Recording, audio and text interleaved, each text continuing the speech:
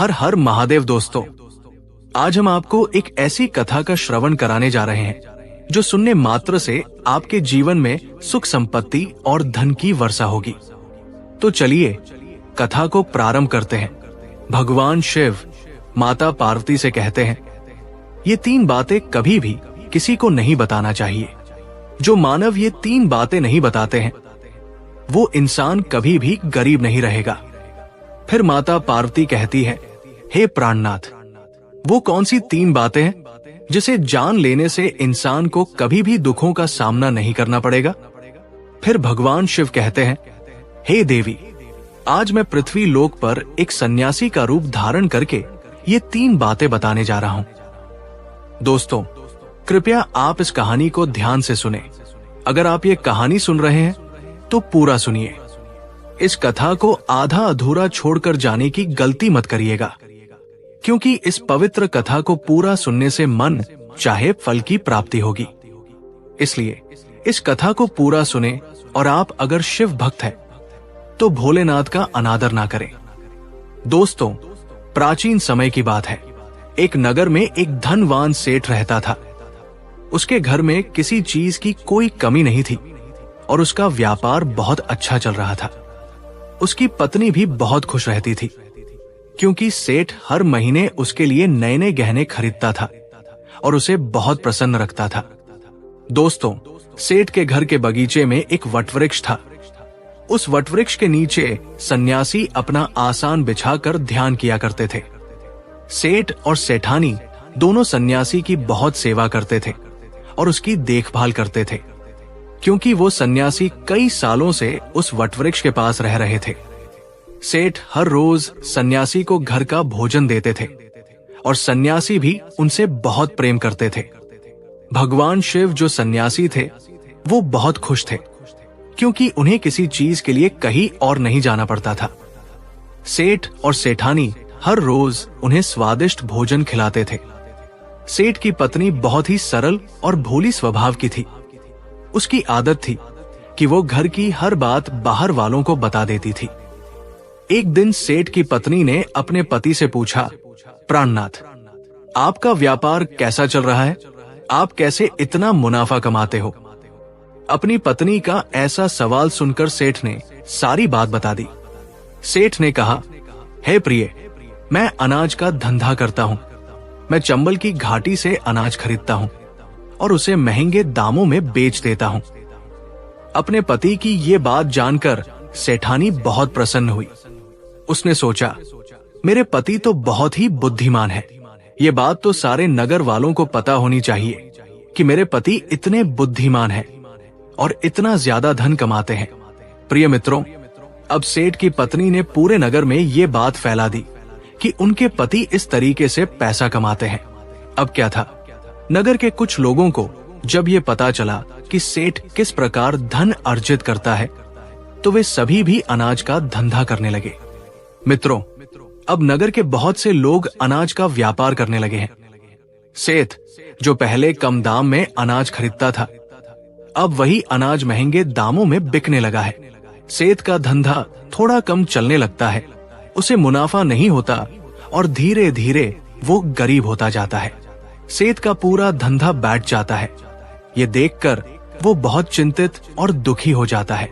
दोस्तों, एक दिन की बात है। सेठ अपने व्यापार की परेशानी से तंग आकर बगीचे में बैठा था। तभी भगवान शिव जो सन्यासी थे वो वहां आते हैं और कहते हैं, सेठ जी, क्या बात है? आज आप कुछ परेशान लग रहे हैं। तब सेठ बताता है, हे महात्मन, मेरा व्यापार बहुत मंदा चल रहा है।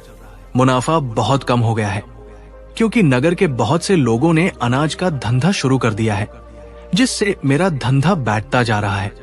भगवान शिव जो सन्यासी थे सेठ की बातें सुनकर कहते हैं, सेठ जी, क्या आपने किसी को बताया था कि आप किस प्रकार अपना धन अर्जित करते हैं?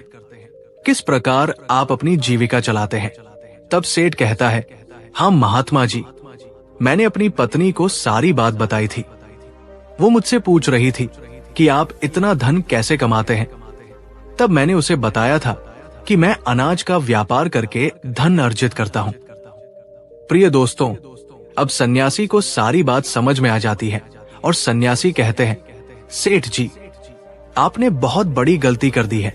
आपको सेठानी जी से ये बातें नहीं बतानी चाहिए थी। आज मैं आपको एक कहानी सुनाता हूं और इस कहानी के माध्यम से बताऊंगा कि चाहे कितने भी करीबी इंसान हो, ये 3 बातें कभी किसी को नहीं बतानी चाहिए। इससे गरीबी आपके आसपास भी नहीं भटकेगी। प्रिय मित्रों, अब सन्यासी जो भगवान शिव थे, वो अपनी कहानी प्रारंभ करते हैं। सन्यासी कहते हैं, सेठ जी, एक समय की बात है, एक नगर में एक गरीब आदमी रहता था। वो इतना गरीब था कि अपने परिवार के लिए ठीक से भोजन भी नहीं जुटा पाता था। फिर महात्मा कहते हैं, सेठ जी, गरीबी मनुष्य के लिए एक अपमानकारी दुख था। बिना धन के गृहस्थी और घर चलाना बहुत मुश्किल था। फिर सन्यासी आगे कहते हैं, सेठ जी, वो गरीब आदमी जैसे तैसे अपने घर वालों का पेट पाल रहा था। कभी उनको भोजन मिल जाता था तो कभी भूखे पेट ही सोना पड़ता था। एक दिन उस गरीब आदमी की पत्नी ने कहा, हमारे पास तो धन ही नहीं है। सुबह को खा ले तो शाम की उम्मीद नहीं है, शाम को खा ले तो सुबह की उम्मीद नहीं है। आखिर ऐसे कब तक चलेगा? मैं जैसे तैसे करके घर चला लूंगी, लेकिन आप धन कमाने के लिए परदेश चले जाइए। इस प्रकार से हमारे परिवार का गुजारा नहीं चलेगा। मनुष्य के पास चाहे कितना ही धन हो, लेकिन अगर उसके पास कोई काम नहीं है तो वो धन भी बेकार होता है।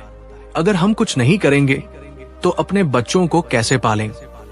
भूखे मरने से अच्छा है कि किसी की छोटी मोटी मजदूरी ही कर ले। अब पत्नी के बार बार कहने पर वो गरीब आदमी धन कमाने की आस लेकर घर से निकल पड़ा। वो जंगलों के रास्ते से प्रदेश के लिए रवाना हुआ और चलते चलते वो एक जंगल में पहुंच गया। दूर की यात्रा तय करके जा रहा था।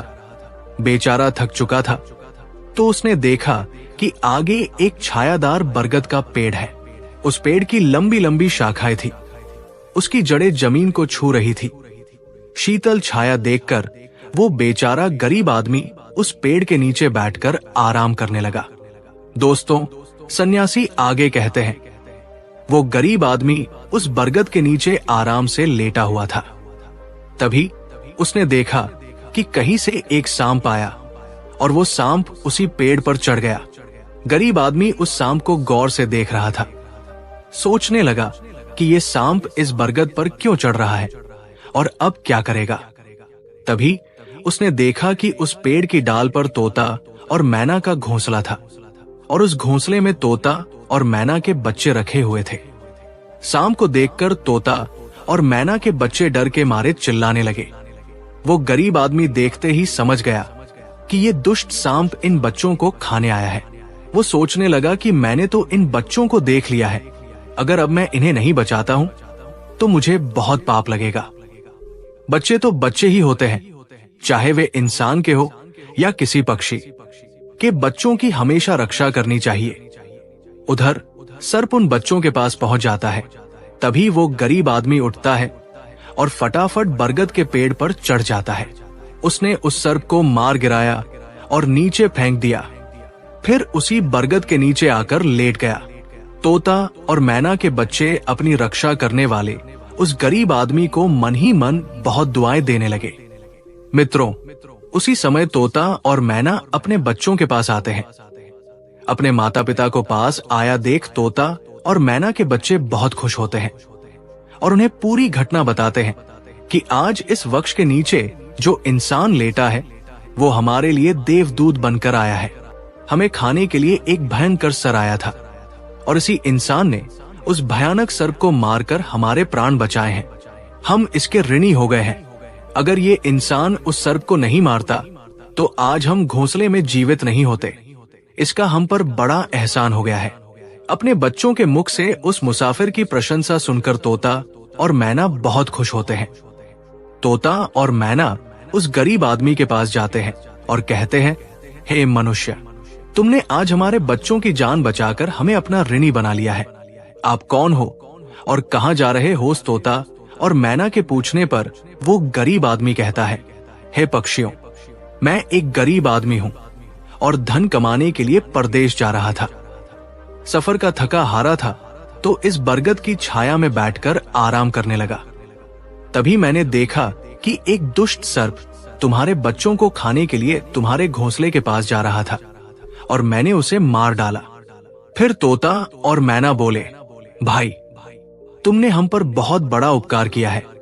संसार में सबसे बड़ी खुशी बच्चों से होती है और बच्चों से अधिक प्रिय तो किसी को कोई नहीं होता। आप भी तो धन कमाने अपने बच्चों के लिए ही जा रहे हैं। अब आपने हमारे बच्चों की जान बचाई है तो हम आपके बच्चों की भूख मिटाना चाहते हैं। तब उन्होंने बताया कि हम दोनों तोता और मैना नाम के पक्षी हैं। हम हमेशा कीमती मोती खाते हैं और हमने सुना है कि ये मोती मनुष्यों के लिए बहुत मूल्यवान होते हैं। हम तुम्हें कुछ मोती देते हैं, तुम उन्हें बेचकर बाजार से कुछ खाने पीने का सामान ले आओ और आज से तुम यही रहकर हमारे बच्चों की देखभाल करते रहना और हम तुम्हें इसी तरह से रोज ये कीमती मोती लाकर देते रहेंगे। तोता और मैना की बात सुनकर वो गरीब आदमी खुश होकर सोचता है कि अगर हमें यही धन मिलेगा तो हम बाहर क्यों जाएंगे। प्रिय भक्तों, सन्यासी आगे कहते हैं कि सेठ जी, वो गरीब आदमी तोता से कुछ मोती लेकर बाजार गया और अपने खाने पीने का सामान खरीद लाया। उस वृक्ष के नीचे उसने एक झोपड़ी बना ली और वहीं रहने लगा और तोता मैना के बच्चों की देखभाल करने लगा। अब तो तोता और मैना निश्चिंत हो गए क्योंकि उन्हें उनके बच्चों की रक्षा करने वाला मिल गया था। अब वे निश्चिंत होकर भोजन के लिए सुबह अपने घोंसले से उड़ जाते थे और शाम को लौट कर आते थे। अपने बच्चों को घोंसले में सुरक्षित देखकर वे बहुत खुश होते थे और उस गरीब आदमी का धन्यवाद करते थे और उसे कुछ मोती लाकर दे देते थे। इस तरह से धीरे धीरे तोता और मैना की नौकरी करते हुए उस गरीब व्यक्ति को 2 महीने बीत गए थे। इधर तोता और मैना के बच्चे भी बड़े हो गए। अब उस गरीब आदमी को अपनी पत्नी और बच्चों की याद आने लगी।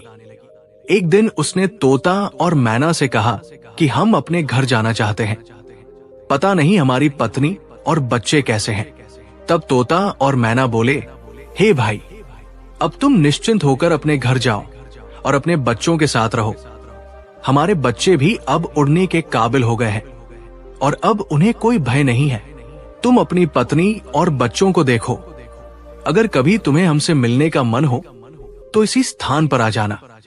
दोस्तों, इतना कहकर तोता और मैना उस गरीब आदमी को ढेर सारे मोती दे देते हैं। अब वो गरीब व्यक्ति उन मोतियों को अपने साथ लेकर अपने घर पहुंच जाता है।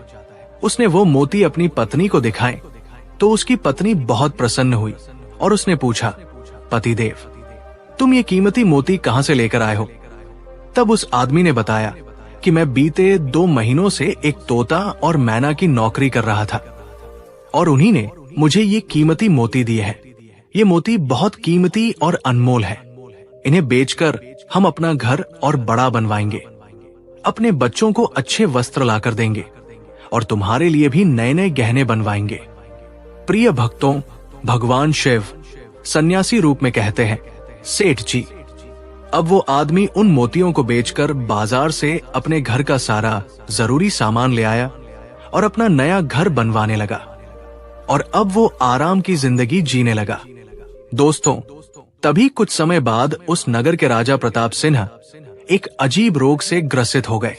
नगर में दूर दूर से बड़े बड़े वैद्य राजा को देखने आए और अपने अपने तरीके से इलाज शुरू कर दिया, लेकिन राजा के स्वास्थ्य में कोई सुधार नहीं हुआ।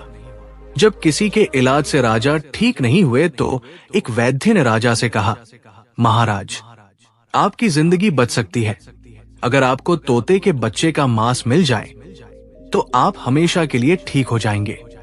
इस प्रकार वैद्य की बात सुनकर राजा प्रताप सिंह ने अपने राज्य में घोषणा करवा दी कि जो कोई उसे तोता लाकर देगा उसे सोने के सिक्के दिए जाएंगे। प्रिय भक्तों, धीरे धीरे ये बात पूरे राज्य में फैल गई।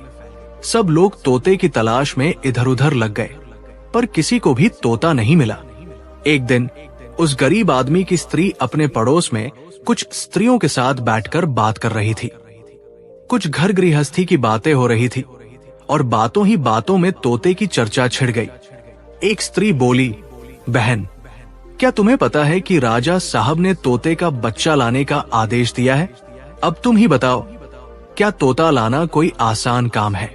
जब उस गरीब आदमी की पत्नी ने सुना कि राजा साहब बीमार है और उन्होंने घोषणा की है कि जो कोई उन्हें तोते का बच्चा लाकर देगा तो उसे सोने के सिक्कों से मालामाल कर देंगे। ये सुनकर उस गरीब आदमी की पत्नी ने कहा, अरे बहनों, तोता लाना कौन सी बड़ी बात है।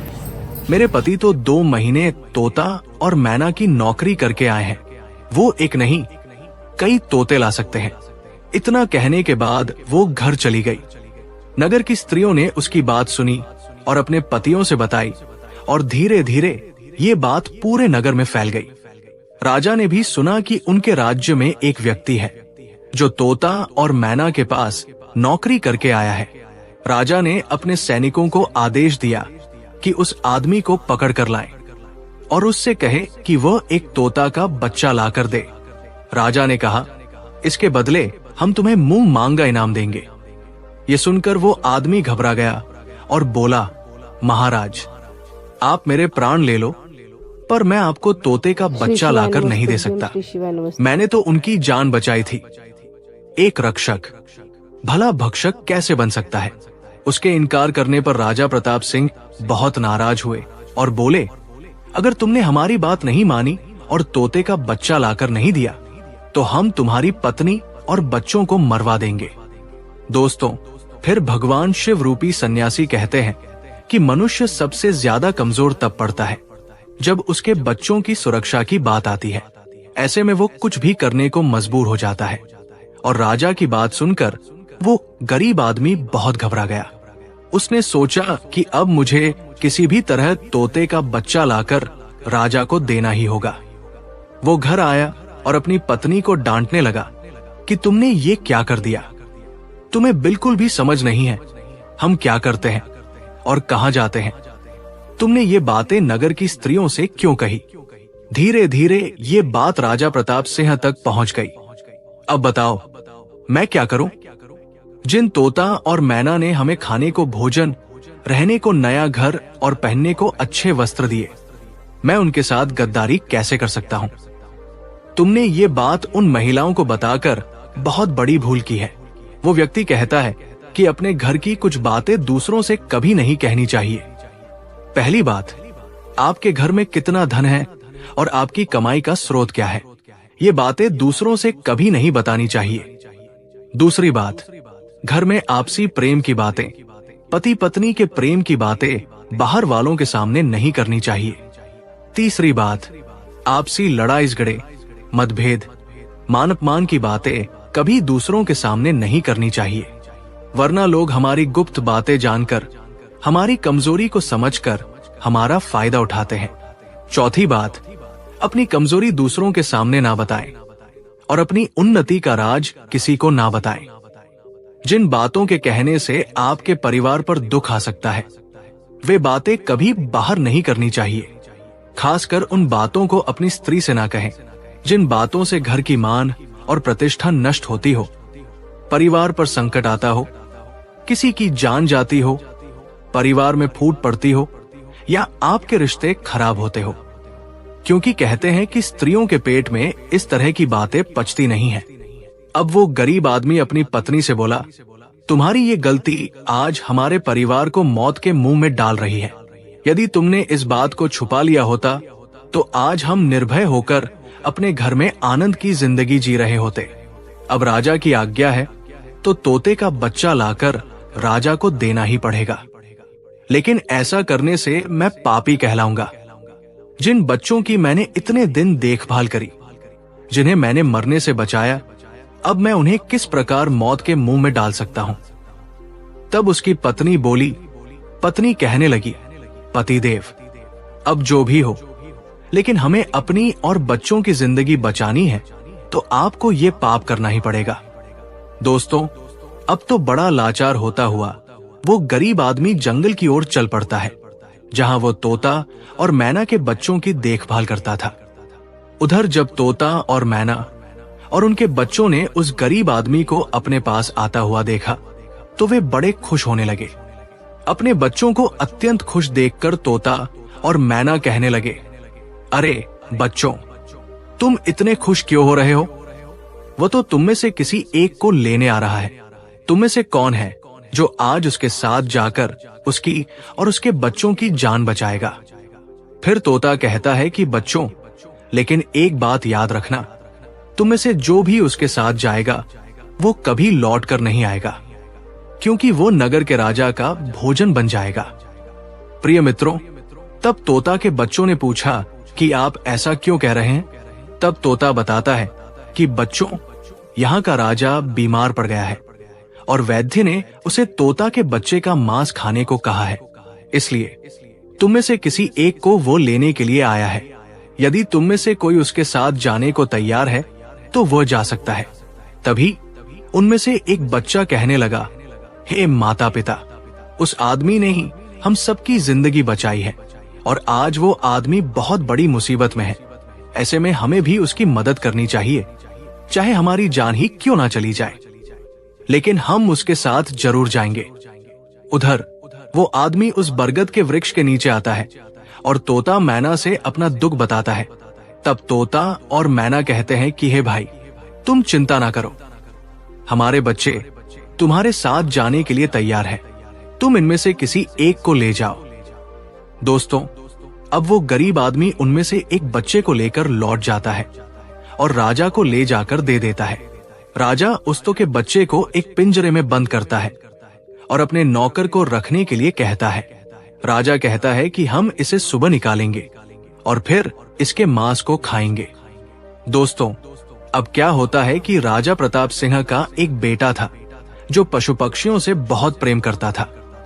उसे ये नहीं पता था कि ये तोता उसके पिता के खाने के लिए लाया गया है। वो अपने मित्रों के साथ उसी जगह पर खेल रहा था जहां तोते का बच्चा पिंजरे में था।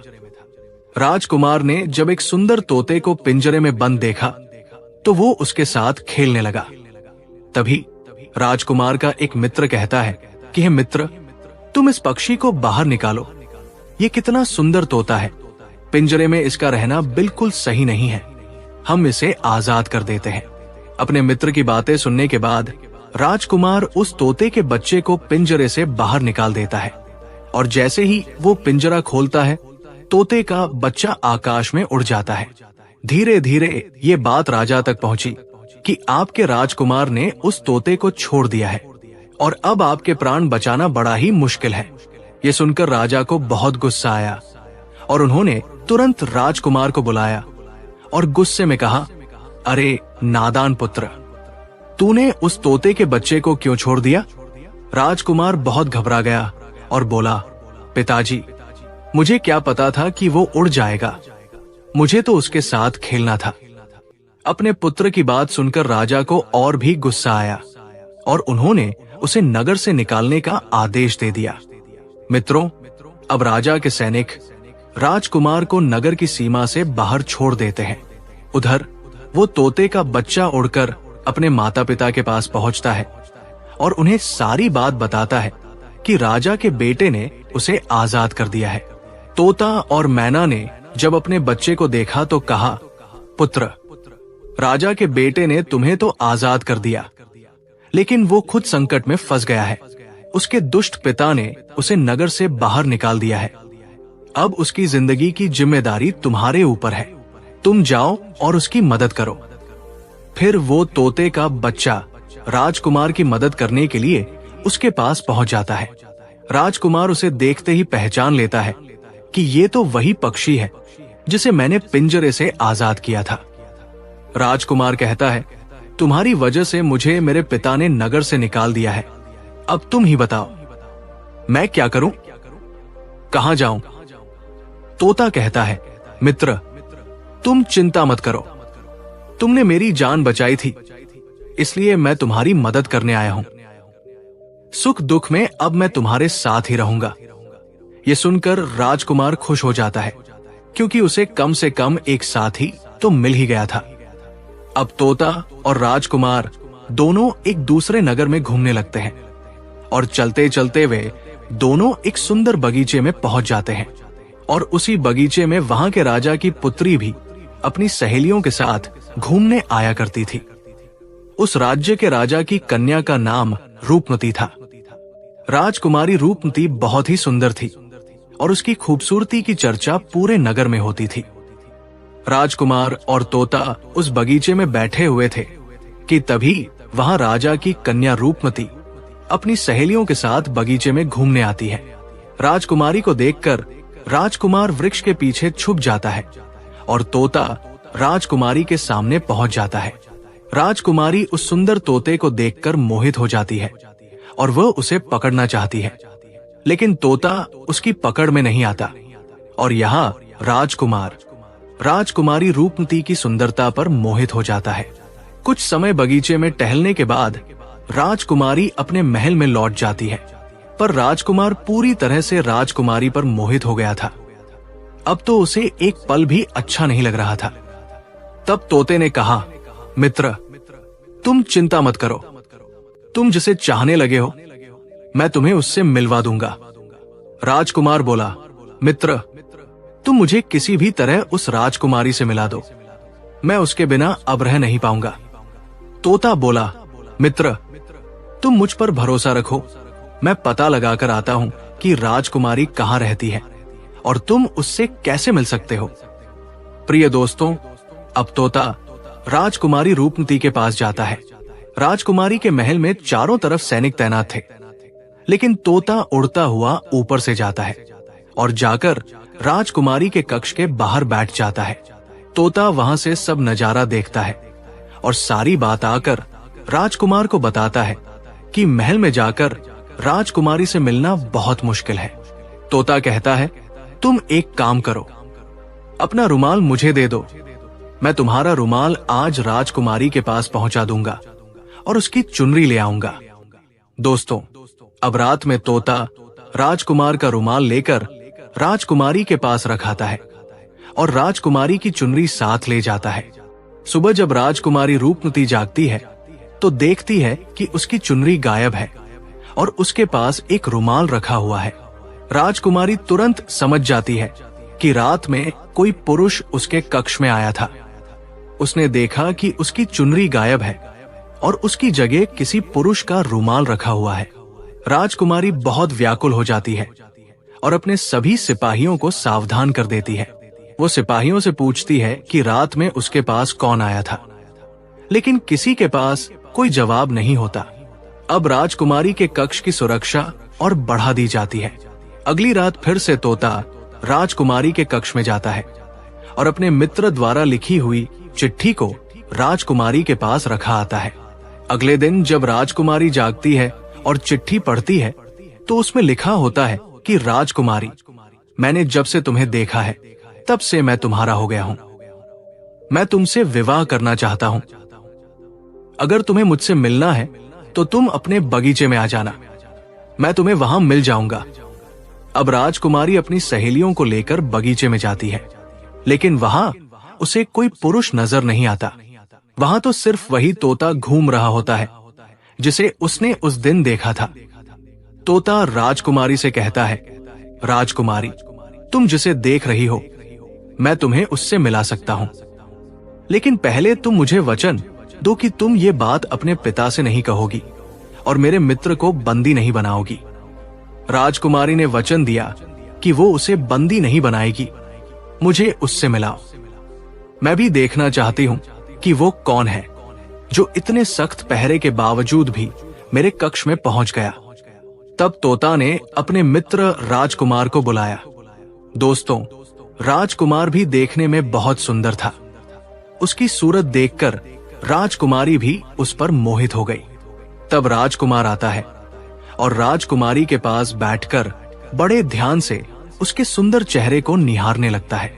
राजकुमारी ने पूछा, तुम कौन हो और इतने कड़े पहरे के बाद भी तुम मेरे कक्ष तक कैसे पहुंच गए?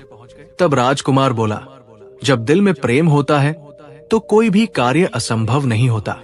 जब से मैंने तुम्हें देखा है तब से मैं तुम्हें प्रेम करने लगा हूं और तुमसे विवाह करने की इच्छा रखता हूं।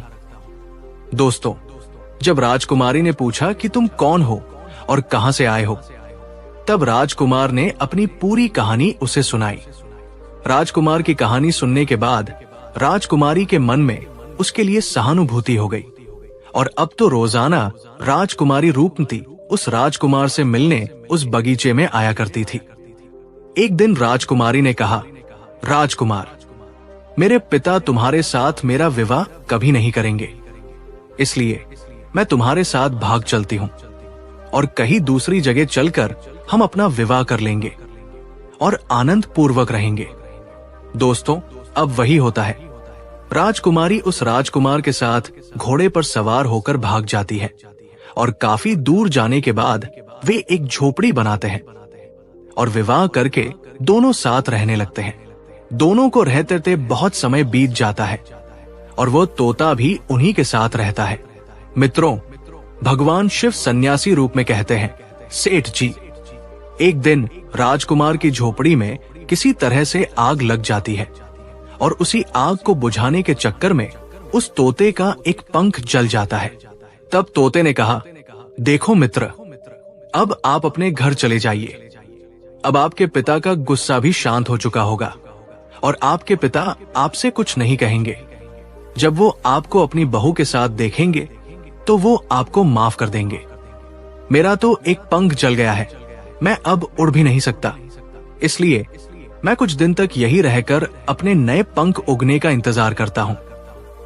जब मेरा पंख दोबारा उग जाएगा तो मैं आपसे मिलने के लिए जरूर आऊंगा। इस प्रकार से वह दोनों राजकुमार और उसकी पत्नी अपने नगर के लिए चल देते हैं। चलते चलते रास्ते में एक नदी पड़ती है।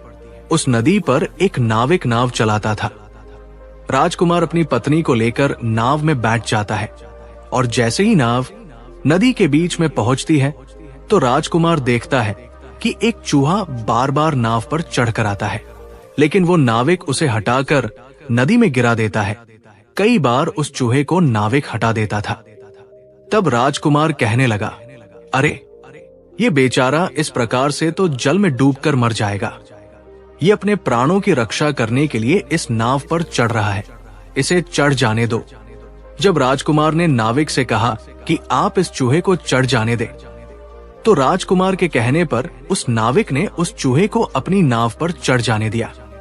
जैसे ही चूहा नाव के अंदर गया, वो अंदर जाकर छुप गया और थोड़ी देर बाद उन्होंने देखा कि नाव के अंदर धीरे धीरे पानी आने लगा, क्योंकि उसी चूहे ने नाव को काटकर उसमें छेद कर दिया था, जिससे नाव में पानी भरने लगा। जब नाव में पानी बढ़ने लगा तो नाव पानी में डूबने लगी और धीरे धीरे जब नाव पूरी तरह डूब गई तो उसी समय राजकुमारी और राजकुमार पानी में बहने लगे। पानी के बहाव से राजकुमार बहुत दूर पहुंच गया और राजकुमारी रूपमती भी उसी पानी में बहती हुई राजा के बगीचे में जा पहुंची। बगीचे में रहने वाला माली जब राजकुमारी को बेहोश अवस्था में नदी के किनारे पड़ा देखता है तो वो जाकर राजा को ये खबर देता है। राजा जब सुंदर लड़की को देखता है तो वो उस पर मोहित हो जाता है और सुंदर राजकुमारी को देखकर उसे अपने महल में ले आता है और राज्य वैद्य से उसका इलाज करवाता है। फिर कुछ दिन बीतने के बाद जब राजकुमारी ठीक हो जाती है तो एक दिन वो देखती है कि राजा उसके करीब खड़ा है। राजा ने पहले ही राजकुमारी रूपमती के चेहरे को निहार रखा था। अब वो राजकुमारी से विवाह करना चाहता था। राजा कहने लगा, हे राजकुमारी, तुम्हारा भी इस दुनिया में कोई नहीं है। अब तुम हमारी पत्नी बन जाओ, तुम हमारी रानी बन जाओ और हमारे महलों में बड़े आराम के साथ रहो। दोस्तों, राजकुमारी रूपमती बहुत ही बुद्धिमान थी। उसने अपने मन में विचार किया कि यदि वह इस समय राजा को विवाह करने से मना करती है तो राजा उसके साथ जबरदस्ती करेगा। इसलिए उसने राजा से कुछ दिनों के लिए समय मांग लिया और बोली, राजा साहब, थोड़े दिन ठहर जाओ, उसके बाद मैं तुमसे विवाह कर लूंगी। अब राजकुमारी उसी राजा के महल में रहने लगी और गरीब असहाय लोगों को भोजन करवाने लगी। उधर अब क्या होता है कि उसका जो पति था राजकुमार, जो पानी में बह गया था, वो बेचारा मुसीबत का मारा हुआ इधर उधर घूमता हुआ उसी जगह पर भोजन की तलाश में पहुंच जाता है जहां राजकुमारी गरीबों को भोजन कराती थी। वही राजकुमार भी पहुंच गया। राजकुमारी ने उसे देखते ही पहचान लिया और उसकी आंखों में आंसू आ गए। राजकुमारी ने राजकुमार को एकांत में बुलाया और सारी बात बताई और उसने कहा, हे स्वामी, आप यहाँ आराम से रहिए और इसी राजा की नौकरी कीजिए। जब हमें मौका मिलेगा तब हम यहाँ से भाग चलेंगे। राजकुमार उसकी बात से सहमत हो गया और राजा का नौकर बनकर महल में रहने लगा। वो राजकुमारी रूपमती की सहायता करने लगा और गरीबों को भोजन परोसने लगा। लेकिन राजा को ये नहीं पता था कि राजकुमार उसका पति है। राजा तो उसे अपना नौकर समझता था। इस प्रकार राजकुमारी रूपमती राजकुमार के साथ पक्षियों को दाना डालना और भूखों को भोजन कराते हुए दिन बिताने लगे। एक दिन वही तोता राजकुमारी के यहाँ दाना चुगने आया। अब उसके नए पंख निकल आए थे। जब वो दाना चुग रहा था तो उसने राजकुमार और राजकुमारी को पहचान लिया। राजकुमारी रूपमती ने तोता को देखा तो उसकी आंखों से आंसू छलक आए। उन्होंने तोता को पूरी कहानी सुनाई कि वे इस प्रकार से यहाँ फंस चुके हैं और राजा को भी नहीं पता कि वे पति पत्नी हैं। तब तोता कहने लगा, हे राजकुमार, आप चिंता मत करो। आज रात जब राजा के सभी सैनिक सो जाएंगे तब हम तुम्हें यहाँ से निकालकर तुम्हारे पिता के घर पहुंचा देंगे। प्रिय दोस्तों, फिर क्या, वही हुआ जो होना था। जब रात होती है तो राजा के सभी सिपाही गहरी नींद में सो जाते हैं और जब सभी सैनिक सो गए तो उसी समय राजकुमारी और राजकुमार महल से निकल पड़े। रात के अंधेरे में वे राजकुमार अपने पिता प्रताप सिंह के राज्य में पहुंच गया। राजकुमार अपनी पत्नी को साथ लेकर अपने पिता के पास पहुंचा तो उन्हें देखकर राजकुमार का पिता बहुत प्रसन्न हुआ और उसे अपनी करनी पर पश्चाताप हुआ कि उसने अपने पुत्र को नगर से निकालकर बहुत बुरा किया। वो बार बार अपने पुत्र से क्षमा मांगता है। तब राजकुमार ने बताया, हे पिताजी, मेरी रक्षा उसी तोते ने की जिसे आप मारकर खाना चाहते थे। उसी ने मेरे प्राण बचाए हैं और मुझे शत्रुओं से छुटकारा दिलाया है। राजकुमार के मुख से तोते की बात सुनकर राजा बहुत प्रसन्न हुआ और उसी दिन से राजा ने प्रण किया कि आज से हमारे राज्य में कोई भी पशु पक्षियों को नहीं मारेगा और सभी लोग उन्हें दाना देंगे। प्रिय भक्तों, भगवान शिव रूपी सन्यासी ने सेठ से कहा कि देखा सेठ जी, इस प्रकार कुछ बातें बताने पर जीवन में घोर संकट आ सकता है, इसलिए ये बातें किसी को भी नहीं बताना चाहिए। जैसे आपने अपनी पत्नी को बताया कि आप किस प्रकार धन अर्जित करते हैं और आज आपका व्यापार खतरे में है।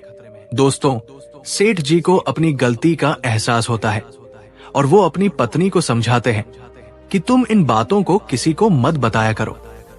फिर भगवान शिव कहते हैं, हे देवी, हमारी आज की ये कथा यही समाप्त होती है। तो दोस्तों, उम्मीद है कि आप सभी को ये वीडियो अच्छी लगी होगी। अगर वीडियो अच्छी लगी है तो चैनल को सब्सक्राइब और वीडियो को लाइक करके कमेंट में हर हर महादेव जरूर लिख दीजिए। आप सभी का बहुत बहुत धन्यवाद। हर हर महादेव। जय मां पार्वती।